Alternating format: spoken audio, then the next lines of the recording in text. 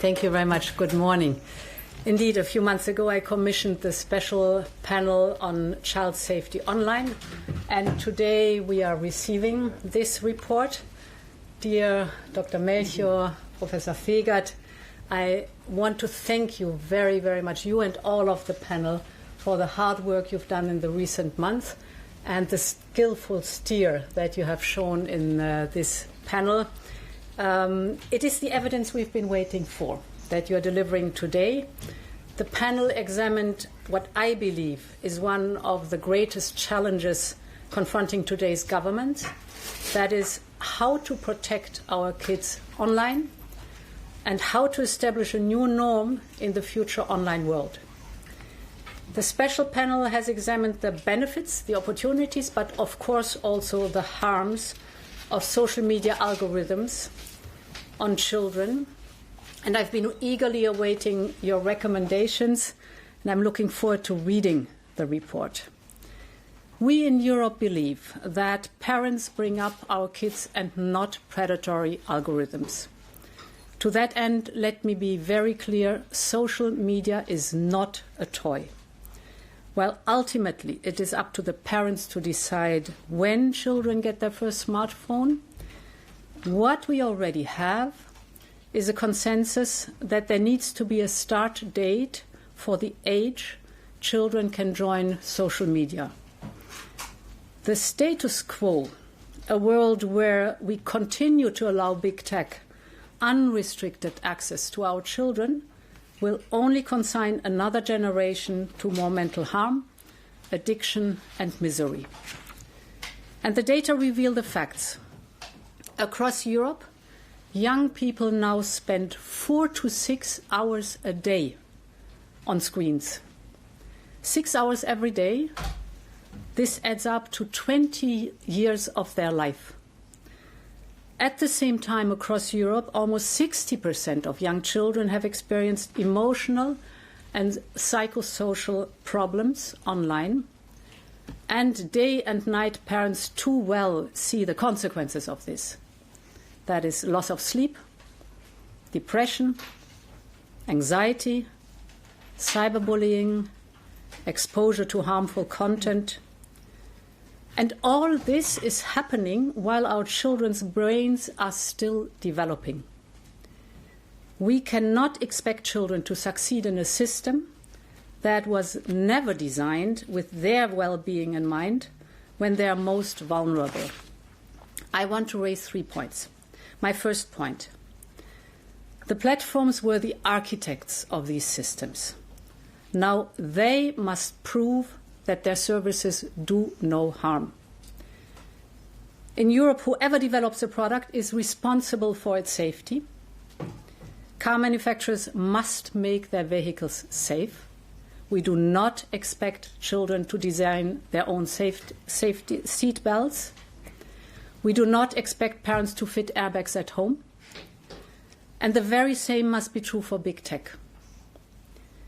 This is why we have the Digital Services Act, so that providers remove harmful features, addictive algorithms, dark patterns, harmful content, or unwanted contacts. With our DSA, we have already taken strong action against TikTok's addictive design, and just last week against Meta. Because the rule in Europe is safety by design. The platforms have a duty of care to their users, especially to their most vulnerable ones. So when a young person reports a problem, providers must respond quickly and effectively. Children's rights must be taken serious, and companies must be held accountable. So we will continue to uphold our legislation and enforce our rules and change the system where it fails our children. Now to my second point. It is very clear that we need age-appropriate restrictions to platforms. This is not about whether children can access social media. It is about whether and when social media can access our children. The question is no longer if children face risks online, but what can we do to give children a safer start online? And here our age verification app is one of the tools to get it done. It's easy to use, it is privacy preserving, and it is open source. This is basically about putting back the power into the hands of parents. And that brings me to my third point today. The more we learn and the more we see the impact on our children, the stronger the argument becomes for social media start date. Just as we don't give our children keys to the car before they have their license, or we do not let them buy alcohol until they are legally allowed, we need to set the age at which the children can legally access social media. This won't be foolproof, and change takes time. It will take time to embed the cultural change that is already taking shape in our society. Just as it took time to outlaw drink driving, just as it took time to use seatbelts in the cars, great change never happens overnight. But when it comes to our safety, it is always worth it. And when it comes to social media, the research shows that timing matters. For example, we know that toddlers should have no exposure to screens at all and digital platforms, so no screens under the age of 3. Children should only be exposed to social media under the supervision of parents or caregivers or teachers, and time limited. Childhood is a period of extraordinary and delicate brain development. And during this stage, our children need time in the real world, time to play, time to build friendships face to face, time to make mistakes, time to shape their own identity, their own personality, before an algorithm shapes them instead. And I believe we need to give our children this time.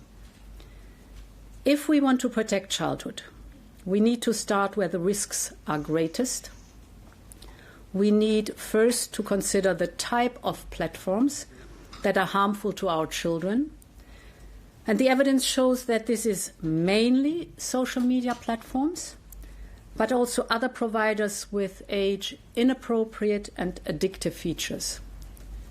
So think of it as social media plus. And when we have this clearly defined category, I believe we need to consider phased and gradual access for different age ranges, because childhood won't wait, and once it's gone, we can never give it back.